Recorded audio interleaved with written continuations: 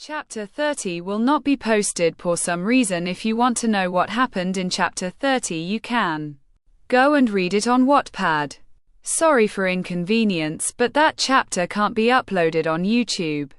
Chapter 31. Inside the mansion of Rimuru. Rimuru, Velgrind, Late, Enki, and Siren are all sitting in the living room. They are currently talking about how they will do their work. How many do we have? Rimuru asked the two former spirit lords. We currently have a total of 1,780 people to work with, Enki announced. As a follow-up, Siren spoke. The casualties from the Sirens were 65, with about 13 of those coming from the investigation of the water world. For the Enkis that were on the front line, it was a bigger damage than with the Sirens, with more than double the numbers. 155 casualties from the recent battle. That's a bigger number than what I'd expect. Rimuru reacted as he was in deep thought, not noticing the two flinching at his words. We are very sorry, the two said in unison. Their master's words dug deep into their mind. What, he expect? Meaning they didn't meet that expectation. With that in mind, they swear that they'll pursue to be much stronger and train their subordinates. It's fine, Rimuru simply said, waving his hand. Anyway, I've talked with Veldanava about what to do with the worlds. To him, they are just prototypes to make the perfect world. In this case, the cardinal world. So he doesn't mind if we wreck them accidentally or with good reasons. Truthfully, he doesn't care. All he wants is to have someone else deal with this stuff. Rimuru just sighed as he recalled their talk. Hey Veldanava, is it fine if some of the worlds get damaged or destroyed? I mean, there is a lot of them. I doubt it would make a difference if some get wiped out, right? Single quote. You're actually taking it seriously. I mean, of course, if you damage some, I wouldn't mind, ha ha ha. Oi, look at the time. I got to go. Single quote. I can vouch for that. Velgrind raised her hand. He never mentioned them before. Nor did I notice him even giving them a glance. I first heard them when a gate appeared in the cardinal world, and when Rimuru first arrived. That's true. Veldanava Sama never mentioned them. At least not when I am around, Late added. Hey, surely this is not him kicking me out, right? By making me busy. Because he doesn't want to deal with me. Rimuru concluded with a frown. The others frowned as well. Especially Velgrind, who was supposed to be Rimuru's assigned watcher in case he does something bad, probably, she confirmed in her mind. Speaking of people getting kicked out, where is Jahil? Velgrind said, trying to change the subject. Still in his facility doing research. I doubt we could have him watch over some worlds with how much he focuses on his research, Rimuru commented. Maybe give him some reward or motivation. Late tried suggesting. Like, for example, letting him in that sacred library of yours for a day. Or closed up his facility if he doesn't work, Enki added. With Siren nodding her head. That's actually a good idea. Rimuru agreed with both of their suggestions. Anyway, back on topic. Here, all of you get one. Rimuru placed 5 keys on the table. Everyone looked at them and took one each. Rimuru took the last one and started to explain. My new skill allows me to manifest these keys. Rimuru presented. These keys allows the user to specifically open a gate to this universe, where we are right now. No need for built-in gates to use.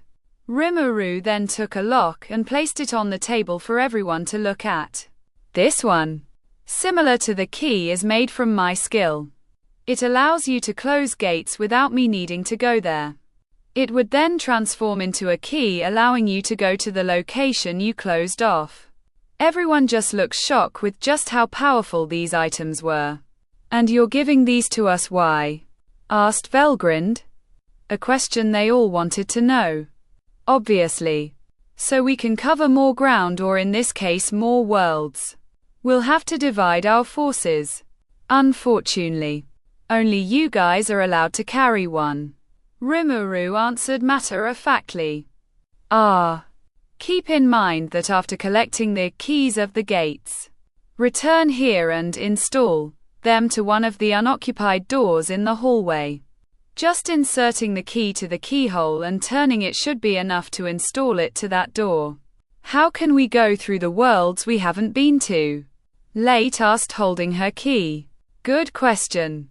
The answer is, luckily or unluckily, most of the worlds nearby are connected one way or another by at least 3 gates each world. So when you go to one world, you have 3 other worlds to go to next, and so on and so forth. Rimuru answered. Everyone showed a mixture of negative emotions on Rimuru's words. It is basically never ending if they multiply as they close more gates. Don't act too down. Your jobs will mostly just be closing and opening gates, since the other Enkis and Sirens will deal with any problem in the worlds. As you travel around closing the gates everywhere else, you can even assign them to return home and be the one to install the new gates to the hallway. They then further elaborated their plans going forward before finally starting their missions. Each one of the 4 of them have 445 people with them to be the one handling the affairs of the worlds they pass through. Meanwhile, Rimuru remained alone, insisting that he can do it alone and much more efficient to have the other Enkis and Sirens to the others. They all started with one gate. Rimuru opened the closes he can detect for the 4 of them and the people with them. Once everyone has passed through, he opened a gate for himself. Stepping inside, he could already see the destruction of having a gate opened between these 2 worlds. A war between 2 races, one of which is the invader and the other the defender. Rimuru ignored the war happening in front of him for a few minutes to find out which of which is the inhabitants of this world. And after further sensing, he concluded that the green-skinned beings are the inhabitants, aka the defenders of their world, from the human-like attackers. Once he has found out about this, he flew directly into the sky above the battlefield and activated a large flash of light, getting everyone's attention. He slowly flew down with all eyes looking at him. What is this needless violence? Who here is in charge? Let me talk to them this instant. Rimuru shouted for many, if not all of them, to hear. He used a bit of his haki to intimidate both sides. A few minutes and one from each side came forward as their supposed leaders. Guga. I am one of the chiefs here. The name is Gur. One of the green-skinned man stated. The one with the metal armor won. I am the general of this army. Sir, no. You too. What is this war for? Who is the invader and the defender? Guga. These creatures just came out of that hole and started slaughtering my brethren. Gur pointed at the people in armor. By the order of the king, this uncharted lands are to be his property, and the inhabitants his slaves. No, said calmly. So you're the invaders. I'm gonna need you to return to your world, after which I'll close it off on your end. Rimuru said, looking at the knight. Are you saying you'll get in our way? No showed his hand holding the hilt of his sheathed sword. I'm saying if you don't go on your own, I'll either force you in or you die by my hands and theirs. Rimuru pointed at the green people. Guga, you're helping us? He asked, confused. Yes, you're just defending your people after all. Rimuru replied. Personally, though, he doesn't care. Either way, it's just more convenient to side with the inhabitants than with the invaders. Then you shall die with them. The knight raised his sword and swung down at Rimuru. Rimuru just smiled. It has been a long time since his last slaughter of people without anyone looking. No magic. No skills. He materialized his legendary sword Grey and blocked the swing. He pushed it back, knocking down the knight off his feet. As the knight stumbled down, Rimuru cut his head. Listen up. Last chance, retreat now, or face death, Rimuru shouted, holding the army general's head. The soldiers were unnerved but continued their attack. The captains and others that have a higher standing than average soldiers started commanding them to push forward. Well, looks like they won't give up. No choice, let's do it, Rimuru said to the chief, in which he nodded, brandishing his weapon. Rimuru started slashing through the army little by little, enjoying the moment, collecting the souls of those that died. The numbers have already reached the thousands in less than 5 minutes. Wonder how the others are doing at the moment. Meanwhile, on the side of Late, in a world where everything is covered in moss, one of the Enkis touched the moss. Soon he felt weakened by it and removed his hand. He looked at his hand and moss started growing from his nails to his fingers and continued to crawl more in a matter of seconds. Soon his entire body is covered in moss, making him a part of the scenery. One of the sirens checked on the Enki infested by moss. Late Sama. He's died. His magicules have been sucked dry. He's now an empty husk. Late sighed. Be careful next time, all of you. Late looked at the world for a bit before looking at one siren and one Enki. You too. Look into this world. Without even checking for the two's acknowledgement, Late started flying to find the gate connected to the one they are on. The others followed suit, leaving the two alone to do their job. The two started analyzing the area. They looked through the greenery of the forest and the moss covering it.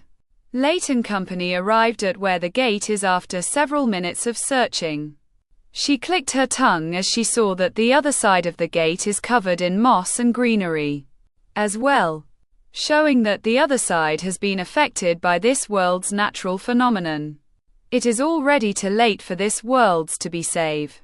On the other side you could see building-like structures covered in moss. Bodies of those who lived in them also litter the ground. All are dried up by the moss that covers their body, sucking on their moisture.